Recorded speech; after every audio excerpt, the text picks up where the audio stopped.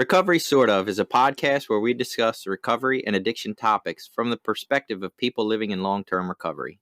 This podcast does not intend to represent the views of any particular group, organization, or fellowship.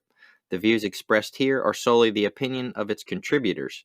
Be advised there may be strong language or topics of an adult nature.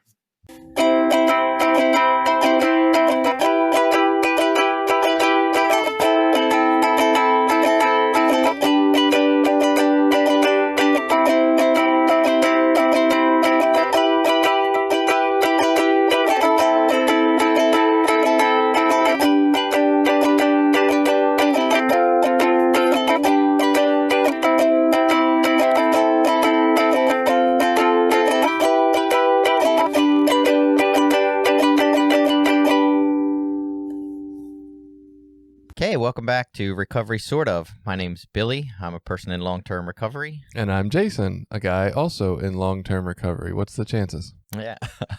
Today, I want to start out with a question for you. I'll kind of answer it, give you a chance to answer it. Have you ever wondered why you're an addict? I know for me, I have. It kept me jammed up for a long time. I thought I was smart. I thought I was able to handle myself, and yet kept finding myself in trouble and using and couldn't figure out what the hell I was doing and why I kept doing it. I still wonder why I'm an addict daily, I think. Not in the sense anymore of like, why me? But more in the sense of I still don't have a complete surefire picture of what causes addiction. Like I know we're learning more and more, and different things seem to make a lot of sense, childhood traumas and things of that nature, and using drugs as a coping mechanism. You know, it's not just, oh, we use drugs. It's like, oh, I needed a way to cope with life because I had no coping skills. So I turned to drugs and they work. But yeah, I still, like, we don't have a scientific way to say, oh, this causes addiction and you had that happen and that's why you're an addict.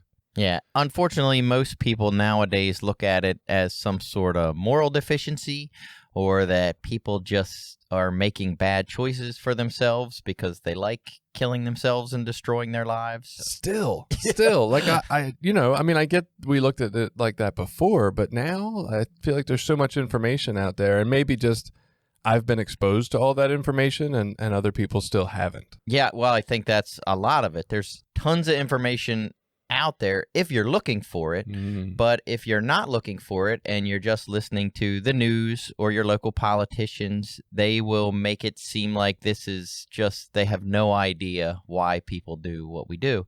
And there is a stunning amount of research on why we do what we do. Yeah. I mean, I think the general consensus that you would see in pop culture or the media is we got to fund the police to lock up these addicts and we'll fight this war on drugs. Yeah. Still. And I think I stayed stuck using in addiction because of that. Like, I felt like it was a moral failing or a personal choice that I was doing these things and that there must be something wrong with me. You know, you say that and I try to think back. I don't know that it held me up. Like, I remember, I think even at like 17 or something, my parents made me go see some sort of therapist, and they kind of described that I used it as a coping skill, and that made a little bit of sense, but it didn't really help me understand that I needed to do something else at all. And I definitely felt the same way you did. I couldn't understand my own actions. People would say, well, why do you keep doing this? And I'd say, I don't know. And it was the most honest answer I had, because I had no clue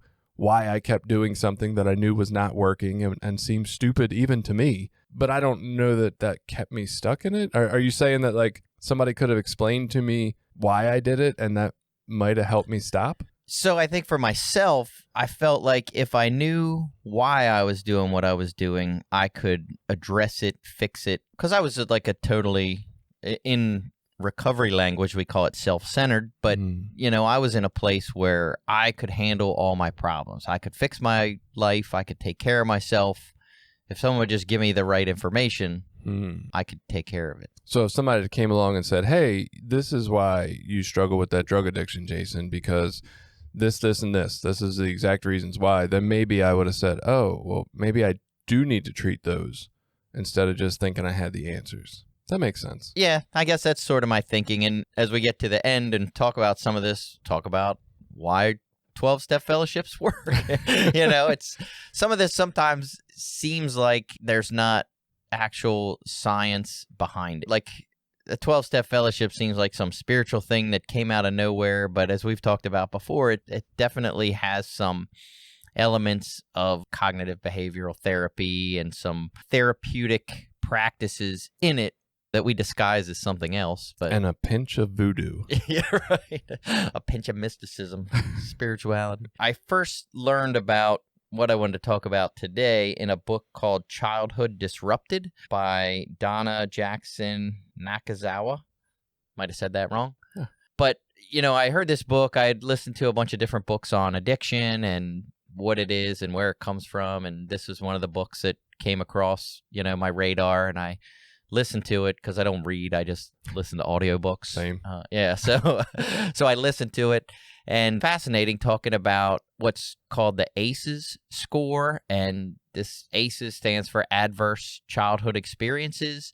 And it's basically a way of measuring trauma that we have suffered, that people have suffered, and how that relates to different health and mental issues that people have.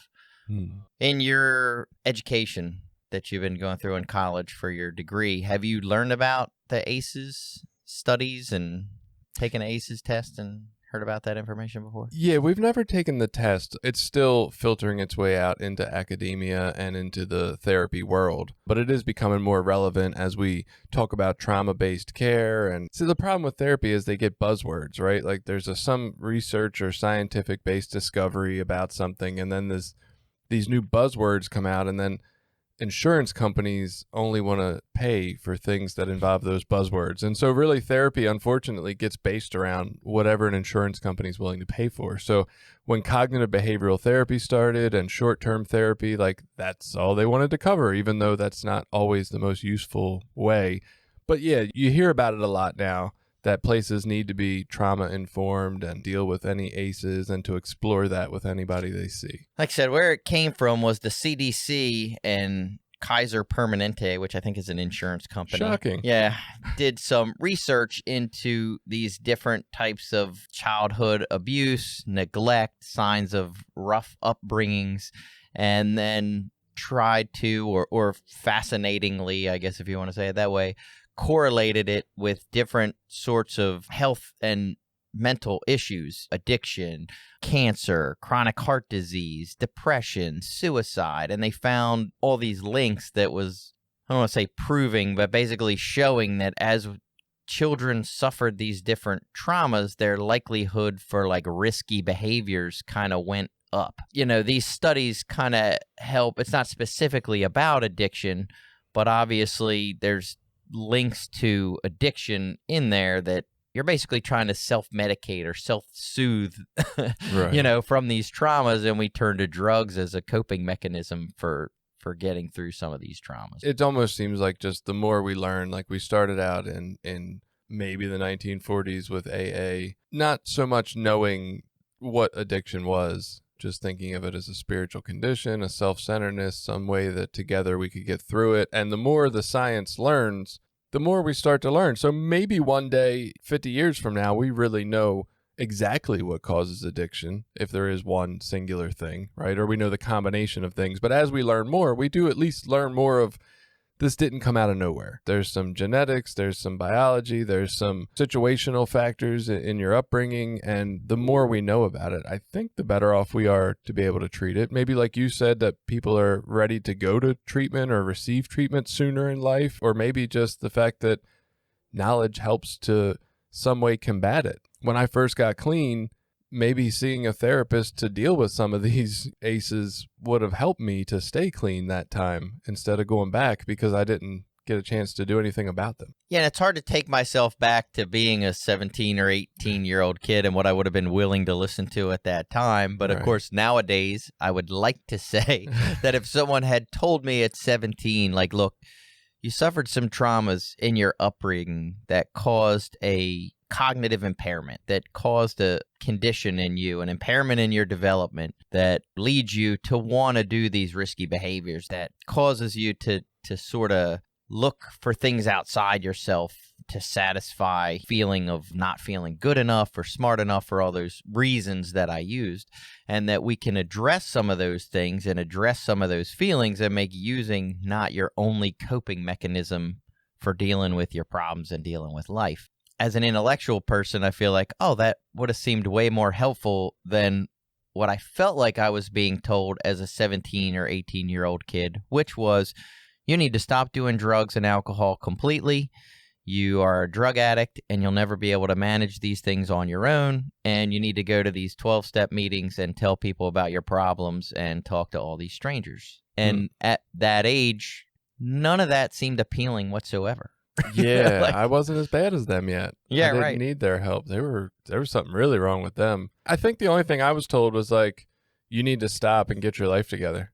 It was like, get a haircut and get a real job. Like, right? Just get your shit together, Jason. I'm like, I want to. I can't. Yeah. I mean, obviously, my family knew there was some issues with me. We would have conversations about stuff, but I actually ended up, I guess you'd say, in the legal system or in the whatever, at the county health department, basically court-ordered to treatment at 17. So that's when I first started hearing you're an addict, or you have to self-identify. I know they don't necessarily categorize you as an addict, but you go in and you answer these 20 questions, and then they're like, well, if you answered yes to 4 of these, you're an addict, you know? Right. We won't call you an addict, but go to NA meetings. Right. Right. I went to treatment at 17 for the first time, so I'm sure I was introduced to the lingo. I know I was told to go to a NA meeting. They had H&I. I had that introduction, but it was still, I think, from people who weren't in that field, like what I heard the rest of the time that I wasn't in a detox somewhere was, you need to get your life together. Yeah. Why can't you get your life together? What's wrong? Yeah. Well, and some of what I understand of the ACEs studies are exactly that. There are cognitive neuroscientific reasons why you couldn't get your life together. Right. Your development. Well, I don't know. Now I'm assessing you. I don't know what your score would be. So What's the highest one? I think 10. Oh, mine's probably like 14. So to get your ACEs score, what I'm talking about is the original study was done back in 1990s sometime, and they had these original 10 questions to identify different types of trauma.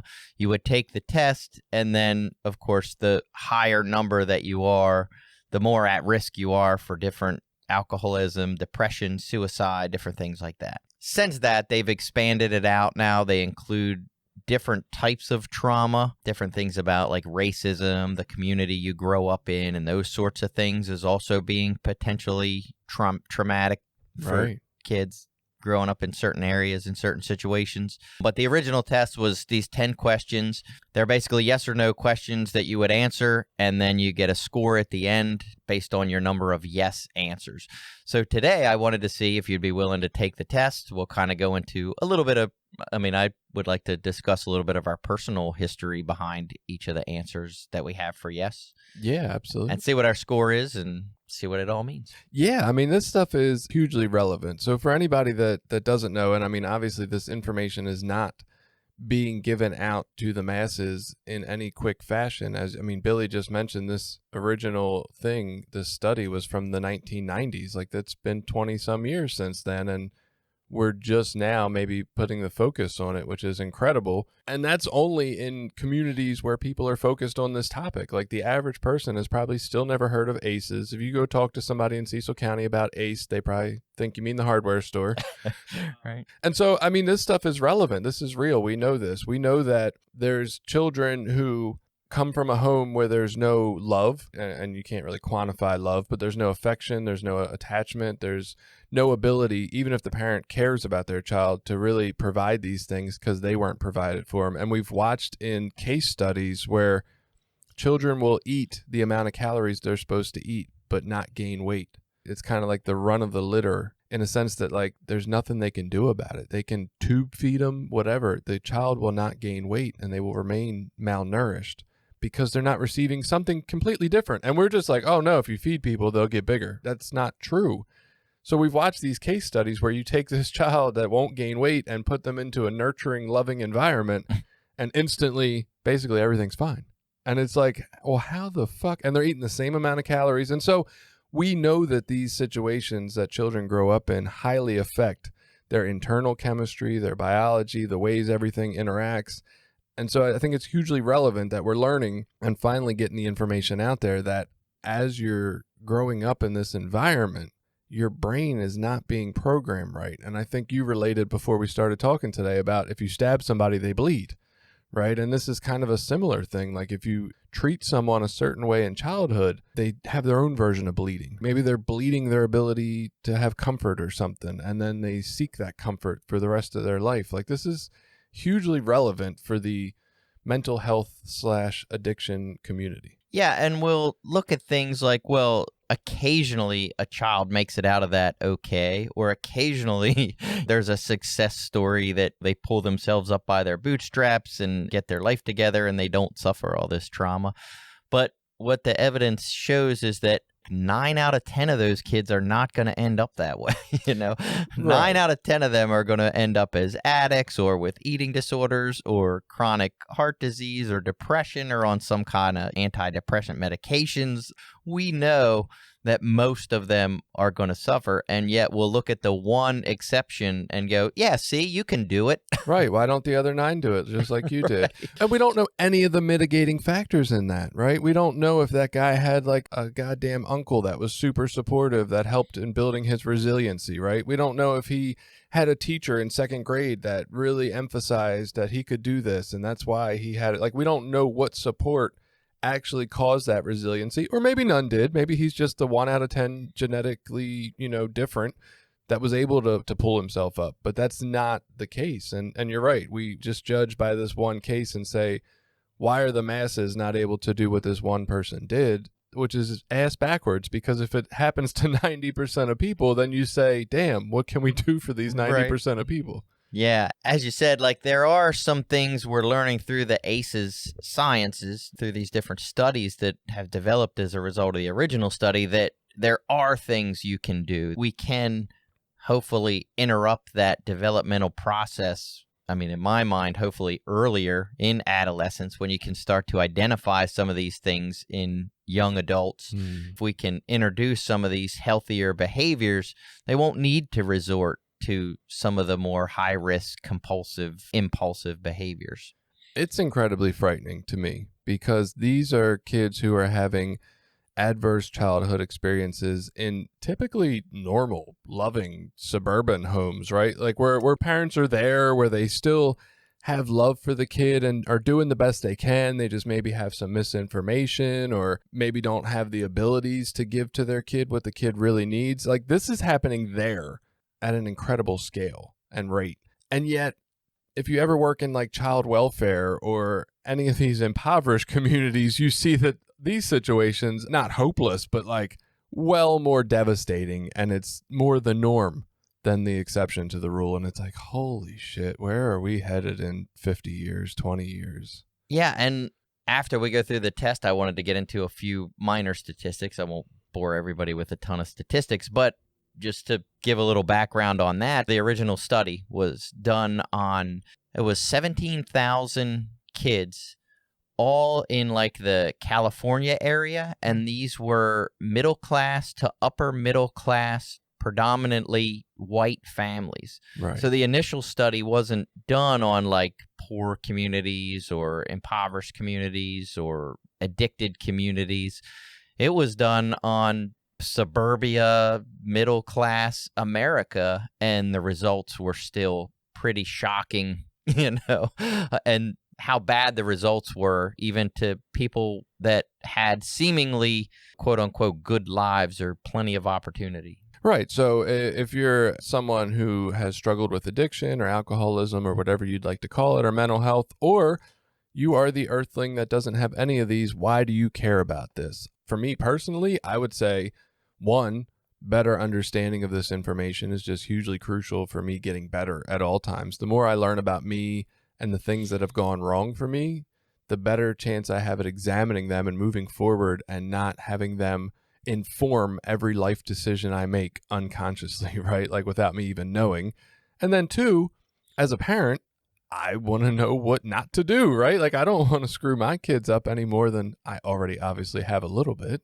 Some of that shit gets passed on before I even know it. But the more I know about how not to act, the better off I'll be to set them up for a less unhealthy life, I guess. Yeah, that and how we can approach our communities to be in better position to deal with some of these things. I mean, as you talked about, could have been an uncle or someone at a school that sort of became a support or a mentor or whatever for a kid in their life.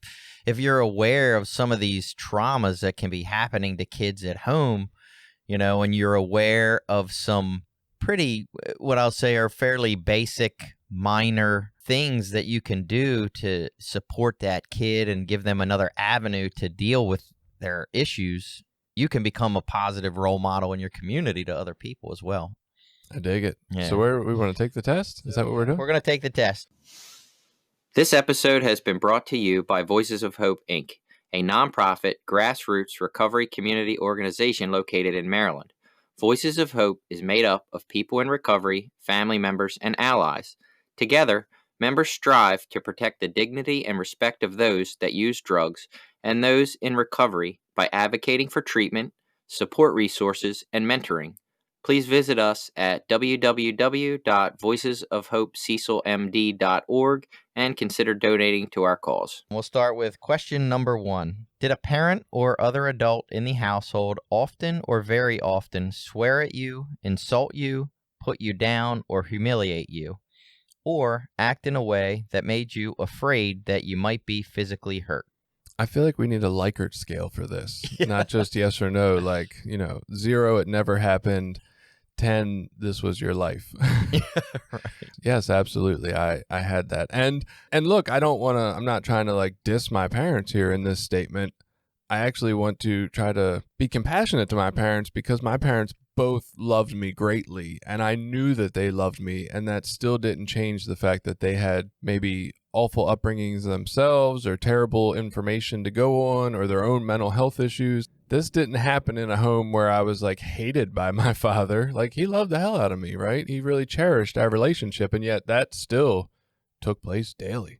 Yeah, and that's how it was with my mom. I really feel like she loved and cared about me and did the best that she could, but people hear all the time, there isn't a book or a class on parenting. Well, there are plenty nowadays, but back then there didn't seem to be, a one-size-fits-all guide to parenting, and my mom did the best that she could. Parents are too busy both working jobs to keep up with the economy, and they can't take those classes. Who's got time for that shit? Well, when I was a kid, my mom was a stay-at-home mom. She, we were a middle-class family, so she stayed at home. I mean, it didn't help the anger or insults too much. Might have made it worse. Yeah. Maybe she needed to go to work. She needed to get out away from his kids. We drove her nuts. But there's another thing too. I don't know, maybe in some of your education they may have talked about or addressed this, but does it matter so much whether it was a reality or whether it was perceived? For example, does it matter if my mom occasionally insulted me, but my memory or recollection is that I was insulted daily? No, it doesn't matter whatsoever, because what we understand is that everybody's got a different tolerance. Kind of like if you put 10 people in a row and then started turning the temperature up and said, leave the room when you can't bear it anymore, they're not all going to walk out at the same time. It might be close times, right? It might be a close temperature. Maybe it's only a 5-degree difference that humans can tolerate, but it will be varied. And so if somebody's threshold for taking criticism just happens to be lower, it doesn't matter if you only criticized them once a week. If that felt like all the time to them, then that felt like all the time to them. We can't argue feelings. As a society, I think, and I've found myself in this place, we will tend to minimize our experience. Like I said, well, my mom never really cussed me out. She just maybe called me stupid, or maybe told me I was an idiot, or maybe told me she was going to, smack me upside the head, things like that. But she didn't actually do it, so that makes it okay. Yeah, I only got the wooden belt. I didn't get the steel belt. Right. It wasn't as bad as some of these other things. We found ourselves dealing with something similar with sexual abuse. So my daughter suffered some sexual abuse, and because it only happened once and we found out about it and stopped it and put an end to it, we actually had people say things like, well, that's really great that it only happened once, or, maybe not in that exact way. Maybe that's not what they said. That's fucking what it sounded like when they said it.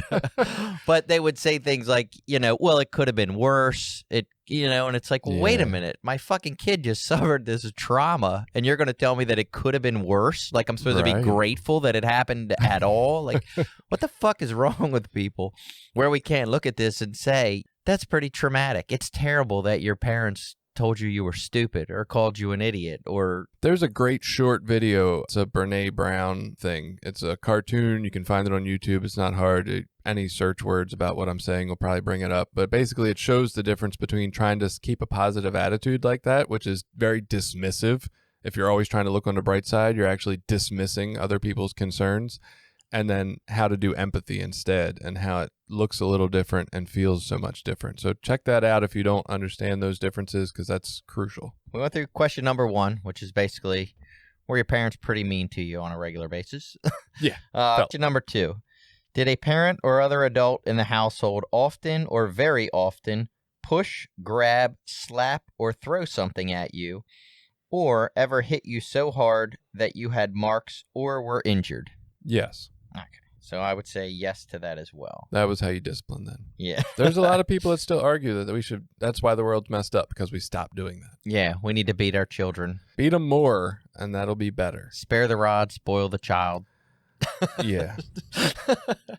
There's just not enough education out there. Yeah. There really isn't. But there are truly, I hear it all the time. I see it on Facebook. There's people who think that that's when the world went bad, was when their parents stopped spanking children. Yeah, and if you're curious, if you look, there is a lot of research out there on physical abuse and how that is definitely not helpful to educating children on behaviors that you want. Most of the time, what that leads to are things like bullying and violence and domestic violence. More importantly, there are actually 0 research studies that prove that physical deterrents are the best way to handle anything. Right. There's none. Right. It doesn't exist. Right. They may be effective, but Yes. they aren't good. Yeah, they're effective short term. Right. So are drugs. Yeah, you're right.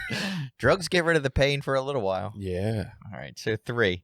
Did an adult or person at least 5 years older than you ever touch or fondle you, or have you touched their bodies in a sexual way, or attempt or actually have oral, anal, or vaginal intercourse with you? Yes. I would be a yes as well.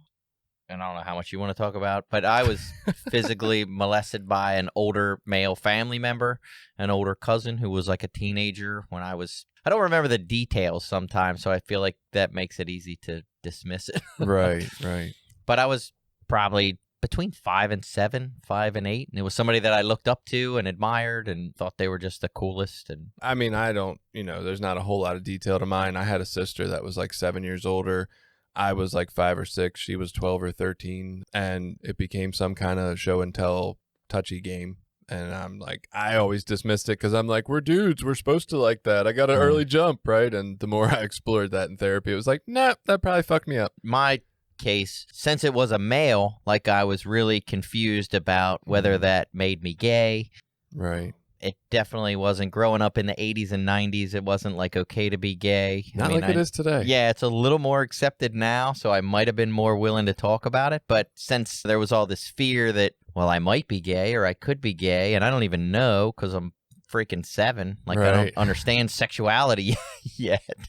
But trying to figure out some of that and then being totally unwilling to talk about it, admit that it ever happened, even probably acknowledge that it even happened, living in some form of denial of like, well, it wasn't that bad and it could have been worse, and all that stuff that we tell ourselves wasn't anything that I really ever wanted to address. I'm 3 for 3, right? I'm batting 1,000. Yeah.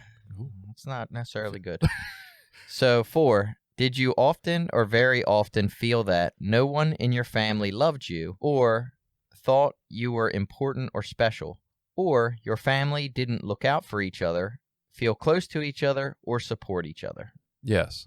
I don't know. I feel like I'm going to get the MVP award here. Rookie of the Aces year. Yeah, so on that one, I would have to say no. I didn't experience that. I felt like my parents loved me and took care of me, and, I had supports in my life through family. My mom's family was all really close to each other, and then even growing up, we were close to both sets of grandparents on both sides of my family. Yeah, but what was the last part of it? Your family didn't look out for each other, feel close to each other, or support each other.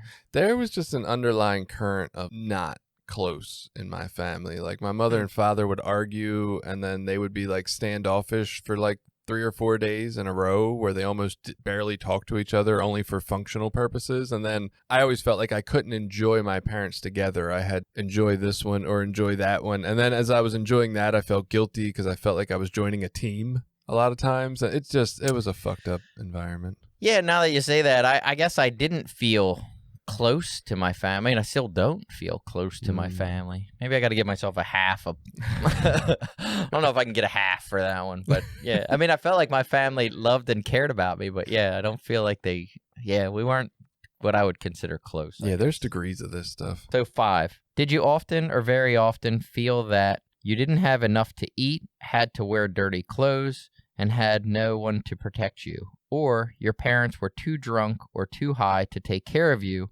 or take you to the doctors if you needed it? Now, see, and this is where I think it's easy to answer yes to almost any of these, because it seems like there's always a part that fits, right? Like a lot of that doesn't apply. There was always food in my house. I always had clean clothes. I did feel a lot of times like there was no one to protect me, but it wasn't really my parents' fault, right? It was from getting bullied at school and stuff. Every once in a while, I'd talk a little bit about it with my parents, but I didn't really want them to intervene.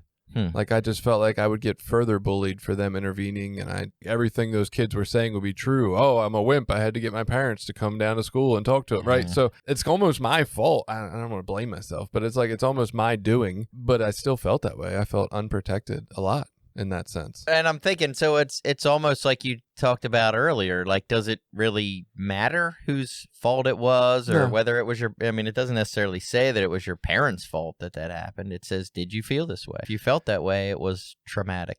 Yeah, and that's where I feel like every one of these is like a list of 3 different things, and at least one of them applies. Yeah. Even if all of them don't. I mean, I would say for me, I didn't feel like any of that applied, to be honest. Like, there wasn't anything in there that I could say, yes. Like, the other one I could think about, like, I didn't really feel that close to my family, but I felt loved and cared about. That one, I don't feel that way. Maybe we're just such traumatized people, we just think it's normal. Like, this is normal. Everyone goes through this shit, you know? Everybody At least everyone I know, because everyone I know is a fucking addict. There you go. So, 6. Were your parents ever separated or divorced? Separated for how long? Like legally separated, like living in different places, or we left the house one night because it wasn't safe to be there and didn't come back for a day or 2? I don't know. I don't know either. I guess it's your perception. It's like you said, what was your perception? Like mine was no, my parents never separated or divorced or My anything. perception was that at long periods of time, my parents were living together and not together is what it seemed like. Like they were almost like enemies a lot. Huh. It was always a lot of tension. Always tension between them, and I felt like the adult a lot of times of trying to like, can we just sit down and talk about what everybody needs? Yeah, see, and I didn't have that in my house. I mean, my parents got along. My mom was kind of bullyish, and my dad was a little more submissive, but they weren't like at odds. I mean, occasionally they would argue, but never anything like where shit was getting broke or things were getting thrown around or people were leaving. You know, it was nothing like that. Yes, that we had some of that. I think at one point there was talk of divorce too for a 3-month or 6-month period. It was like, well, we look like we might be going this way. Will you be all right with that? Blah, blah, blah, blah, blah. And so, yeah, I'm just going to say yes because I mean, you said it's all about how I feel, so fuck it. I felt like we were separate. My parents did at one point talk about separating, but it never really happened, and it was like a minor blip of things. My dad was drinking probably a little more than he should. Not that it affected our family really, because he wasn't what I would consider an alcoholic. Even now, it wasn't anything like what I consider people that have a drinking problem. He was running a business, so he would go out a lot with friends and do businessy things and drink, and she didn't like that. She wanted him to come home all the time. And I think you just know all the worst alcoholics, and so looking at him, you're like, yeah, he's all right. That's a high-functioning alcoholic. 7. Was your mother or stepmother often or very often pushed, grabbed, slapped, or had something thrown at her, or sometimes, often, or very often kicked, bitten, hit with a fist, or hit with something hard, or ever repeatedly hit over at least a few minutes, or threatened with a gun or a knife. That's incredibly descriptive. Yes. Wow. Did anyone ever take their fingernail along your mother's eyeball? Like, what the? Wow. See, this is where it gets tricky. Like, often? What the fuck is often? Somewhat often? Every once in a while when there was an explosive situation? Like, I don't feel like that happened daily or weekly or probably not even monthly. But every once in a while there was a physical interaction. Yeah, see, and in my household, I never saw any physical violence like that. Once, twice, 3 times a year, maybe? Yeah. So then it's up to you. Do you consider that often or not often?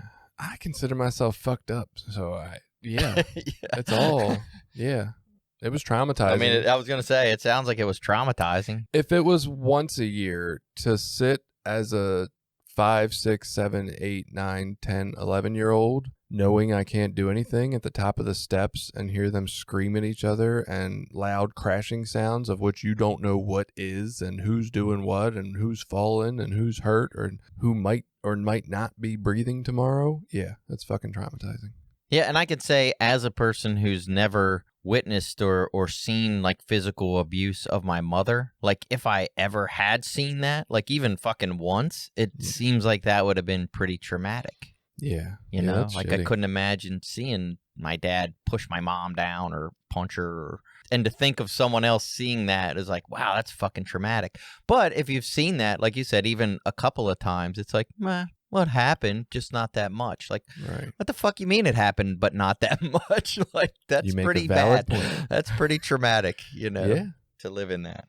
I don't know. I'm sitting here guessing whether I should have said yes or not. And then I describe the situation. And I'm like, yeah, fuck, what the fuck? Right. But that's what we do. I mean, that's our survival mechanism. Like, I Right. can minimize this. I can make it, I can normalize it to be like, yeah, everybody goes through this kind of shit. And then you Yeah. hear, like, no, some people actually don't go through any of this stuff. Like, some people have never had any of this happen in their life, if you can imagine that. I'm over here like, no wonder you can meditate 10 minutes a day. You didn't have to witness any of that. 8. Did you live with anyone who was a problem drinker or alcoholic or use drugs or use street drugs? No. I am a no. See, I don't know. Yeah, I'm thinking my father was like a dry drunk though. Like he would drink every Friday and Saturday night while he listened to music, and it didn't seem out of control, but I was always asleep before he got to the end of it, so I don't know what it looked like at the end. But the anger, like all that stuff we look about in when we talk about dry drunks or alcoholics who just stop drinking and don't do any work on themselves, all that stuff was present. I relate that to he struggled with depression very greatly and maybe some other mental health stuff that wasn't diagnosed, but he would have those bouts of like rage and outbursts and all those things, that whole life of discontent just at all times, just never really happy with what was going on in life. I mean, I say he didn't drink excessively, but I don't know. Like all the behaviors are there. What's the difference? But I'll say no. Like in my household, so my mom never, well, she occasionally drank, but maybe like twice a year, random occasions at someone's wedding or something. Right. But she almost never drank. She never did any sort of illegal drugs or mortified by even smoking pot. My dad said he went through a period, I don't know if it's a phase or what you call it, in his probably late 30s, early 40s, where, again, running a business, he was out with friends and business things and going to conferences and seemed to drink a lot. At one point, he got a DUI. But then it's like when the negative consequences started to come, he just stopped. He got his DUI. He stopped drinking. They made him go to some meetings. He would go to AA meetings occasionally, and he did all his court stuff, and he actually didn't drink during that whole time, which to me was astounding because, like, I would get a DUI, and it was like, all right, how the fuck do I get around this situation? Right. Like, because I'm not going to stop drinking. I'm going to keep drinking, and I just have to figure out how I can Give do up it without driving. getting caught again. Right. Whereas he actually just said, oh, no, I'm going to stop. I'm not actually going to drink anymore. And he didn't. And now, like, he's a normal person. He did all his court-ordered stuff. He went through all that. He did whatever with my mom to get through that. And now he occasionally drinks like a normal person, you know, at holidays or occasionally when he goes out with friends, but never to the excess that I ever did. Sure sign that I am an addict or alcoholic, whatever you'd like to call it, would be that if I got a DUI, I would go to Drivers Anonymous to stop driving. Right. Driving's my issue, man. I got to stop driving. Right. I'd rather just not drive. That seems better. 9. Was a household member depressed or mentally ill, or did a household member attempt suicide? I think I just answered this. Yes, yes, and yes. So, interestingly enough, and I don't know how I would answer this, because I would identify my mom as suffering a mental illness. I didn't identify that as a kid, though, and I don't think I identified this till way later in life, actually, in talking with my wife and things. She's like, well, your mom's mentally ill, right? Which, she had suffered some incredible abuse as a kid. She was probably a 10 of 10 on all these things, right. And never got counseling or any sort of therapy, never went for a psychological evaluation. She wouldn't go to doctors or any of that stuff to tell her she was crazy. But now in hindsight, looking at things, my wife has pointed out, well, you can see all these areas where she's like bipolar and see these things in her behavior and how she acts and what she does. So I guess I'm not sure if it would matter if I identified her as having a mental illness or whether suffering the results of a mental illness, even if you didn't know what they were. Yeah, I don't think it matters. I would say what I take out of what you just said is that anybody out there that's in a pretty long-term relationship or a marriage, or you have a partner that's met your family, ask them objectively without harshly taking it and crucifying them over their opinions, but they have some insight into your family of origin that you do not. Right. I definitely, I can think of things I know about my wife's parents, and she definitely has pointed out some stuff that was a revelation to me when I was able to finally see it. I was like, huh. That's interesting that other people are more able to see the unhealthiness in our family. So don't just dismiss that shit. That might be real. Yeah, and it helps that, I know my wife very much loved my mom and cared about her, and, she was a big part of our life. Right. So when she said these things, it wasn't like, your fucking mom is crazy. That's usually how it comes out. Yeah, that's usually how it comes out. But it wasn't that. It was in serious conversations of, with my mom's health and some things that she dealt with as she got older. Because it would baffle me, the things as my mom got older, the way she was dealing with, her deteriorating health, and I would see her mental struggles, and it was I didn't understand. This was a woman that I thought was this strong, hard, angry person, and as an adult looking at her, I could recognize that harshness was like a defense mechanism. It was like a wall she was trying to put up when really she was fragile and weak. When it wasn't my mom and I was a little kid, now that I was an adult, this person has not a really good grasp on reality. Right. We're not far from having earbuds that instantaneously in real time translate other languages when people speak them, and I think the next step from there is we need to make earbuds that instantaneously translate what people are really saying. So when somebody's like, your mother's fucking crazy, what it really says in your ear is I'm really worried your mother has some mental health issues and we should probably help her in some way. She is not dealing rationally with her emotions. Yeah, wouldn't it be so cool to have that? I need that. I need everybody that I talk to have that is what I really need. Mine immediately goes to the judgment and criticism, sarcasm, a sarcasm filter. That's what we need. Yeah, well, I'll be sitting there saying some judgy shit about somebody, and what everybody actually hears is I'm insecure and don't feel well about myself today, so I'm pointing out other people's flaws. Yeah. Number 10. Did a household member go to prison? Can I count me? Yeah, I don't know. That's what I was thinking, too. I was the only one in my household, so I would say no. I mean, my father got locked up one day, but... Yeah, my dad got arrested, actually, I think twice. But he didn't go to prison. Yeah. But I did, so I'm a household member. Well, I didn't go to prison. I just went to county jail. So fuck. If you count that, then there was a household member who lived in my house getting high. Me. Yeah. No, we're going to say not you. We don't count you. We don't count me? No. Are you sure? Is this Yes, immediate family? Just in the household? Does it say household? It says household. Okay, so no. So let's see. Let's tally up here. Besides the prison of marriage. You got me beat, so now I can feel better about myself. There you go. You have an 8, and I have a 4. You only have a 4? Yeah. And that led you to addiction? There's some potential 5s, possibly 5, but I'll say I'm a hard 4. And this is how serious this relates. I mean, I can joke about, I'm twice as bad as you and all that great stuff, but I mean, really, if you think about this, if a 4 on that scale of 10, if only 40% of this stuff led you to needing drugs to cope with life or addiction or whatever we'd like to say it, that's scary, because it's very easy that 4 of these could take place in any home in America or anywhere. And so that's fucking frightening if that's all it takes, right? I'm thinking, oh, you got to get like 70 or higher to pass this test, right? No. I mean, how low can it go? We should give this to every addict we know and find out who's got like a 2 and be like, fuck, man, now the whole world's screwed. Like, you only need 2 of these.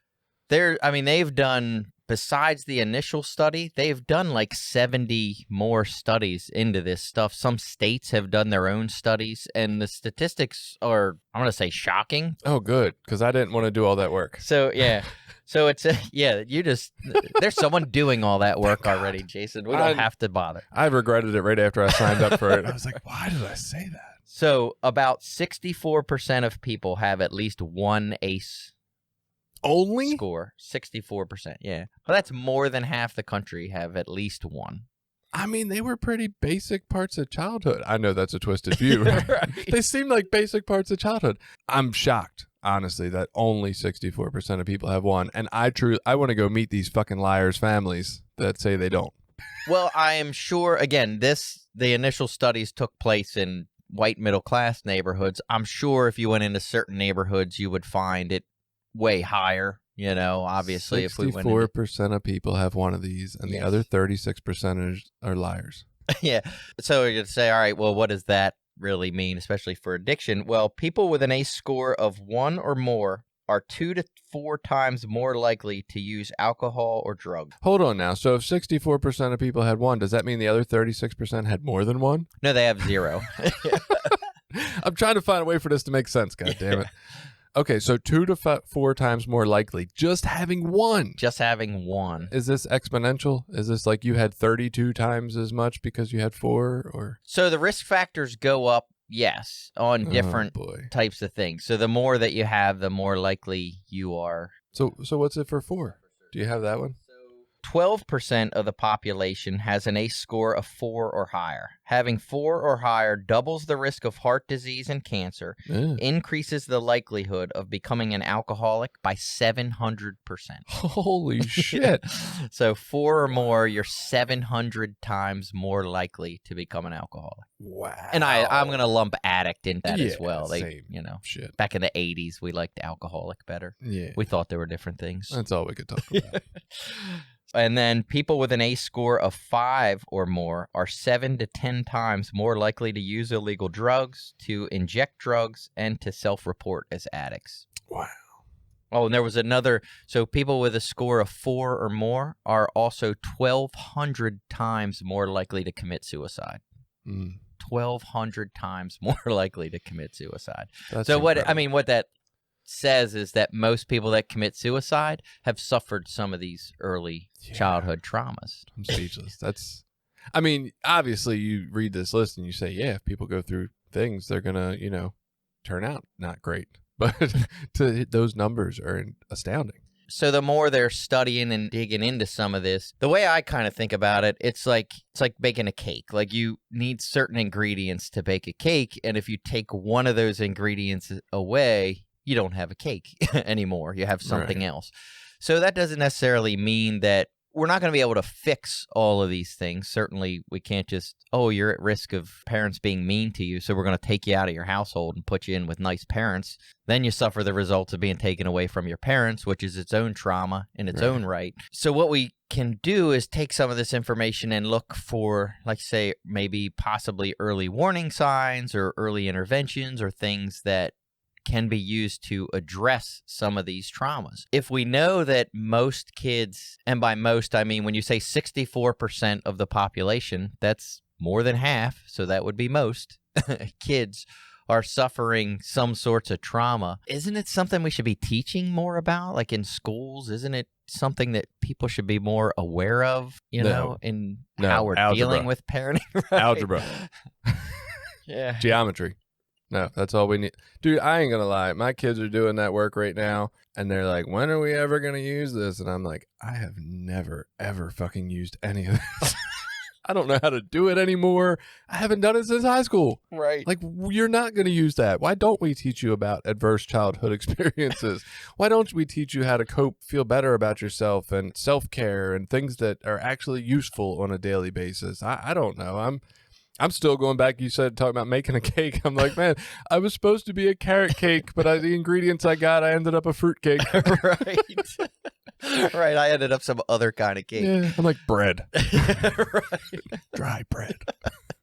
That's why drugs livened me up. Yeah. Like, gave me what I was missing, God. my missing ingredients. So one of the doctors that's been involved in some of these studies and that does treatment of addiction today, he says instead of addiction, we should call it ritualized compulsive comfort seeking. And that, as we talked about with the bleeding person, like people's choices to use are a reaction to their trauma, their upbringing, and these things. It's not like, how would we expect them to interact any differently? No, I mean, that makes sense. We talk about in our program, one of the lines I identify with in our literature more than anything else, at least at this stage of my recovery, is that we seek to return to a time of ease and comfort. And like that always stood out to me because a lot of days, we talked about relapse and how it doesn't really necessarily need the drug. We have like a relapse mode or whatever. A lot of days, me not working my program isn't about, am I going to pick up heroin and cocaine this evening? It's just about the behaviors that make me not feel good about myself. And those behaviors are generally avoiding responsibilities and work, the things that will make me feel good about accomplishing it later, right? And it's all about feeling ease and comfort. And for me, that looks like an avoidance of responsibility, right? Yeah. Can I sit in this fucking chair all day and not move and not do anything? Like, I look for these days in my life. I'm like, ooh, Saturday's coming. There's no kids' sports. I don't have to take anybody anywhere. I'm not fucking moving, right? And that's that comfort. And so I still, in a way, seek that. And I guess the drugs, like, I'm just picturing, like, if you have a hole in your gas tank and you have to constantly be putting gas in it to keep it going, right? Like, I have a hole in my comfort tank or something and I can't feel it. And I just need to constantly put these things in my body that give me that. And nobody showed me any.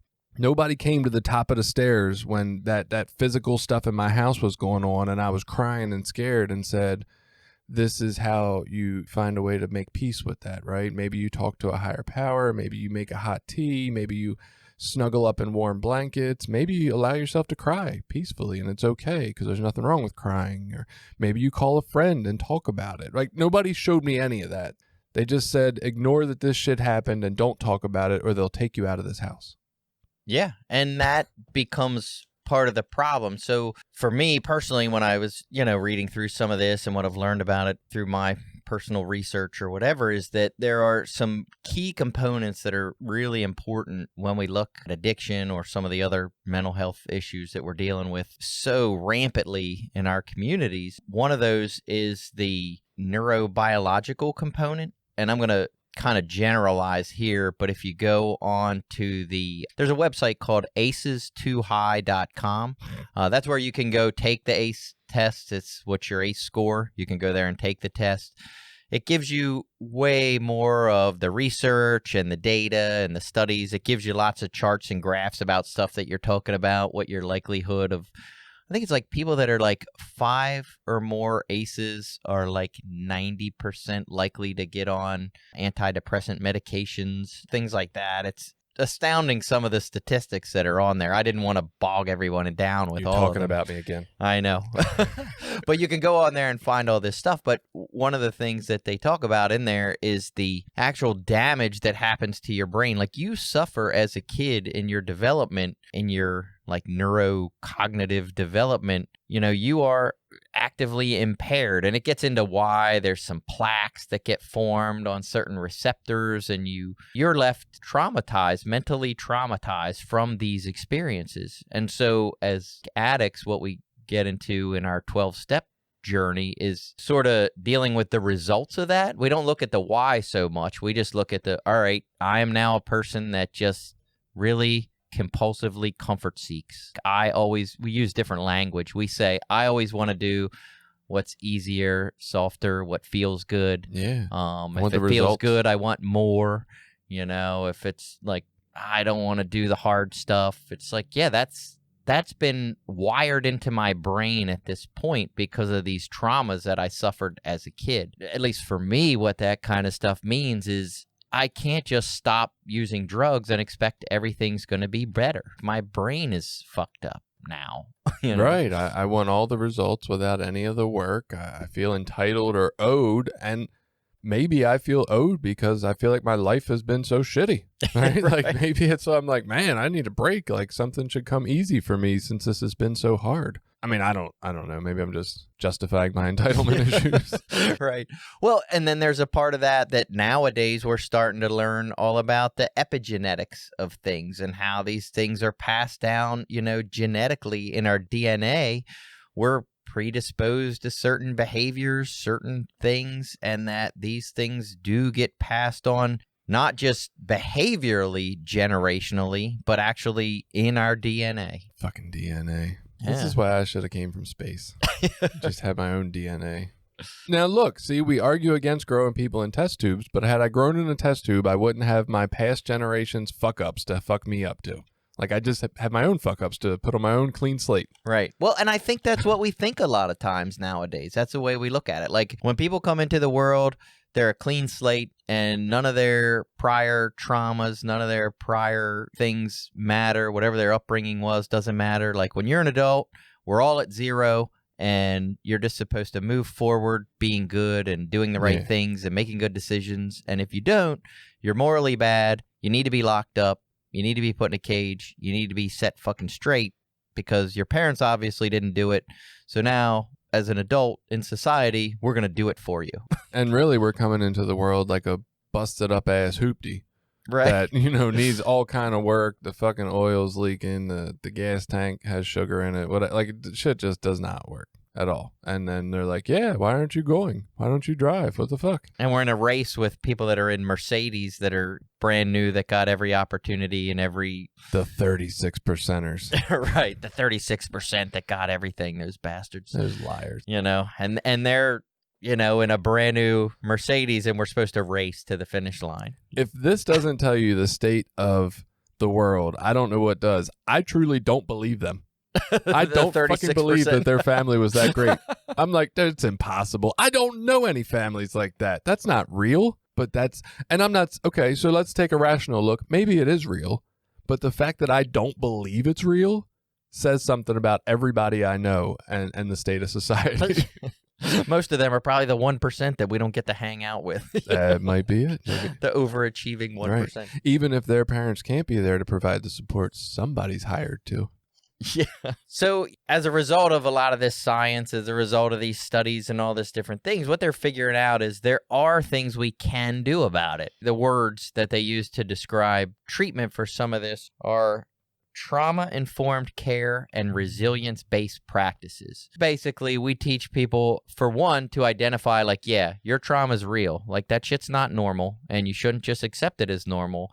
And almost like you say, like, well, everybody goes through this. Well, no, everybody doesn't. This shit is not the way you were supposed to be brought up.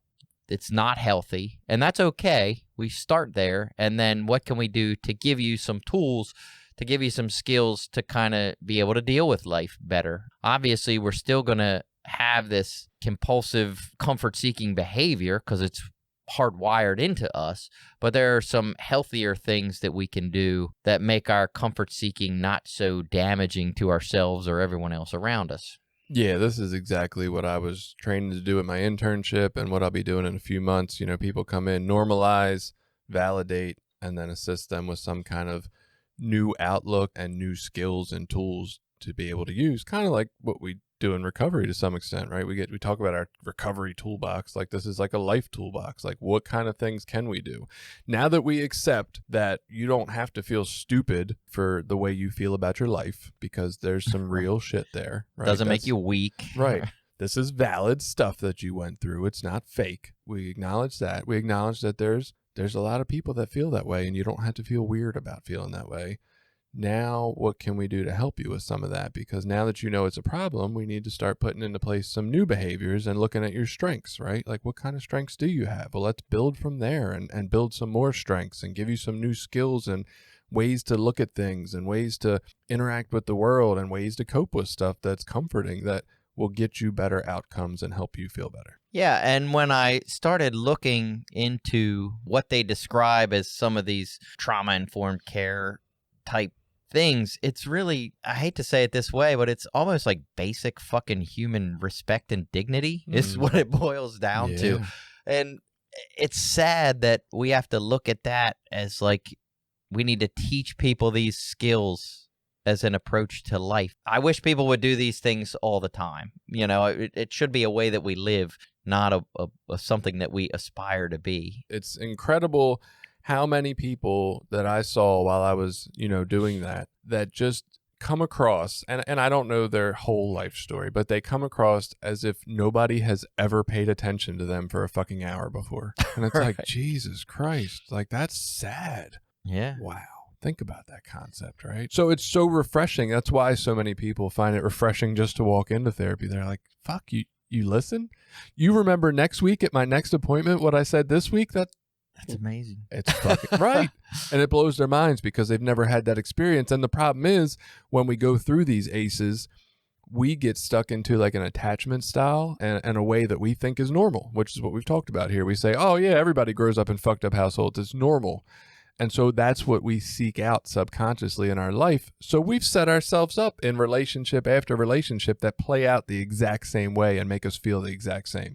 Or we become the perpetrator and make other people feel that way. But either way, we've still never had these healthy relationships because we don't even know what they look like. And when they come along, we say, that person's boring, unattractive. There's nothing interesting. There's no spark.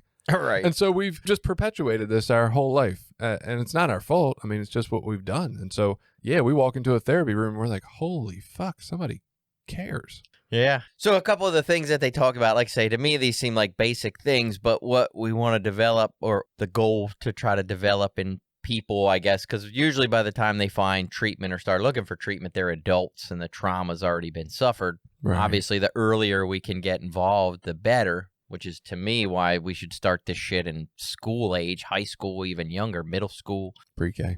But some of it's pretty basic stuff. Teaching people to be able to ask for help. Teaching them it's okay to ask for help. Helping them build trusting relationships. Maybe you can't trust your parents, but as you mentioned earlier, you might have a mentor at school or coach or someone in the neighborhood, maybe a neighborhood parent, as someone that's there to support you and help you. Looking for those kind of people in your life. Forming positive attitudes. Getting people out of self-hate.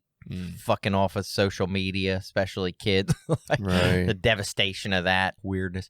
Like we looked at this ACEs test as something that's going on in our household, but how much of what's going on in our immediate environment that's not our household? I spent almost as much time at school as I did at home. So how much of that also gets lumped into this ACEs, right? Yeah, and I think that's some of the more current studies that are going on are some of those types of things. And I would say I personally think some of the social media stuff should start factoring in there. Like, what is the influence of the internet and social media on kids nowadays and the trauma of like online bullying or that stuff? I mean, that's got to be pretty traumatic for kids. I mean, Christ, it's traumatic for me.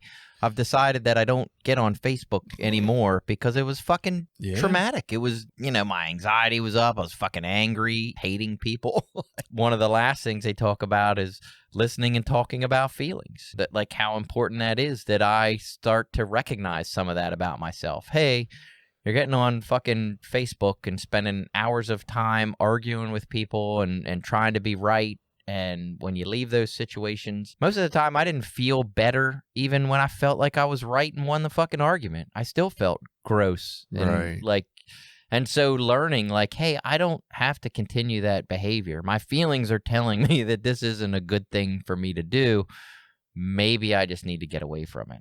Yeah. I mean, do we have listeners that aren't really exposed to the therapy world? I don't know. I don't know if people who aren't in tune with therapeutic ideas and concepts would enjoy listening to us. Maybe. I have no idea, right? But I'm just thinking, for me, none of this ACEs, the test itself, right? None of those responses that I had to those answers were mind-blowing. Like, I've explored most of this through some therapy at some point in time or another. I guess for somebody who's never been to therapy, that ACEs test could be a revelation of like, oh, that's not normal? That doesn't go on in every household? What do you mean? Right? Like that could really open their eyes to see that there's something big going on here. And so I guess in those instances, this test becomes helpful to open people's eyes and bring awareness to maybe you want to treat some of these things. Even if you're not an addict, maybe you just have areas you struggle in your life, or maybe you just want more life satisfaction. Like that's a great goal. Maybe you could do something about it. And then I think for me, ultimately, my goal looking at this now as a parent is like, let me read through this list again and see how many of these are present in my household now, right? Let me see what I'm providing and the environment I have, and honestly assess if there's something I can do better to give my children a more protective layer against this kind of stuff. Right. And as you described, so that was my experience when I first read it and took it. I was like, wow, this is fucking mind-blowing information. Like, I've been to therapy a few times. Most of the times when I was younger, I wasn't trying to go. I was either court-ordered or made to go, so I wasn't 100% honest about things. Or, you know, at 17 or 18, what the fuck do you know? I mean, I know you think you know a lot about life, but I didn't know a whole lot. Right. And so I just read this maybe 2 years ago, a year and a half, 2 years ago. And when I read through that and looked at like, wow, that's pretty fucking amazing, you know, that this information, like, this is kind of the why behind what's wrong with me, you know, why I do some of the things that I do, because it's baffling to me. You know, I remember as a kid, my family would ask me, like, why do you do the things that you do? I'm like, I don't fucking know. That's just what I want to do. You know, I don't know why I like getting high and risking my life every day. It just seems fun. I've been asking myself why all morning. Like, right. As soon as you figure it out, let me know. Right. The last thing I did want to say was, I think when I look through those things, when you look at asking for help, building trusting relationships, forming positive attitudes, listening to feelings, like, that's what 12-step fellowships do. like it does all of those things, are cornerstones to recovery in a 12-step fellowship. Right. You know, you're going and sitting in a group of people talking about your feelings, listening to other people's feelings. You're getting a sponsor, which is someone you're supposed to be able to trust in. You're admitting that you need help by showing up there and asking for help. Like, all those things are sort of cornerstones to our process of recovery. And I think that's why it works. But I think it's also important for the flip side of that, is we can take some of those really key elements of 12-step fellowships and try to find new or inventive ways to use them for people that have some aversion to 12-step meetings or have some aversion to NA or AA. Yeah, and there's only 4 of them. That sounds less daunting than 12. Well, there's definitely more. I just picked out the ones that seem to be like the easiest and most in common with 12-step fellowship. Well, let's just lie to people and tell them there's only 4, and then after they work those 4 things. No, and well, now we'll get on a little bit of a tangent. I won't go too long, but the guy that actually does those studies on how to overcome some of these things is very clear on, sometimes even if you do all of these things, it doesn't matter. People are still messed up. The trauma's still there, and they just don't overcome it. Like, the correlation between doing these things and getting better isn't as direct as the relationship between the trauma and the risky adverse behaviors that come with trauma. Right.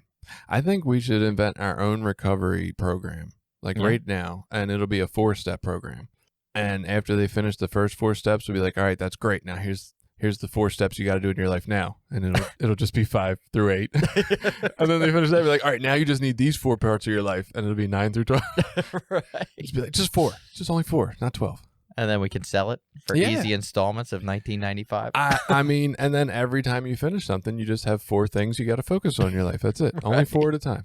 Sounds reasonable. It's not so overwhelming. Right. People can do 4. Yeah. And then as soon as you finish those 4, you just hit 4 different ones. 12 sounds like a lot. It is. It takes forever. Well, and then you can be in like, and you finished already. You did 4. You're like, oh yeah, you did great, man. That was phase 1. Now I'm phase 2. And then by then you're like, well, fuck, I'm in phase 2. I can't quit now. Yeah. I don't know. Yeah. So anyway, if you're interested at all in ACEs, like say the easiest place to go is aces2high.com. check out all the information on there. Scientists got to get rid of these fucking acronyms, dude. ACE is too high. It's like too legit to quit. That'll be the next one. Yeah. You could go there and find some information. They want to be catchy. Yeah. My wife was telling me that I guess all these state organizations now are coming up with podcasts about all this information, but they make it like boring and stupid and nobody wants to hear it because it's fucking done by the state. Right. So I told her we were going to try to do it a little different. Maybe ours would be a little more interesting. The state one definitely doesn't have foul language. Yeah. That's why we say fuck the state. State's great, but fuck the state. Yeah. So if you stuck with us this long, thank you for listening. Please rate, review, give us positive feedback on whatever your current listening platform. It helps us to be found more easily in searches and things and helps promote the podcast. We appreciate you as our listeners and look forward to hearing from you soon. Yeah, and do the ACEs test and tell us what you come up with. Reach out to us on any of the social media platforms, email, all that great stuff. Find us on Facebook, Twitter, Reddit, YouTube, wherever. Oh, yeah, you can watch us on YouTube, all that great stuff. Especially if you're in the 36% of, the Yes. 0 people. We'd really like to hear from you. I want to hear all about your lying ass. All right, have a great week. If you enjoyed this podcast, please feel free to share it with people you think might benefit from the conversation. Look us up on Facebook, Twitter, and Instagram to join the conversation also and share your ideas with us. We'd love to hear it.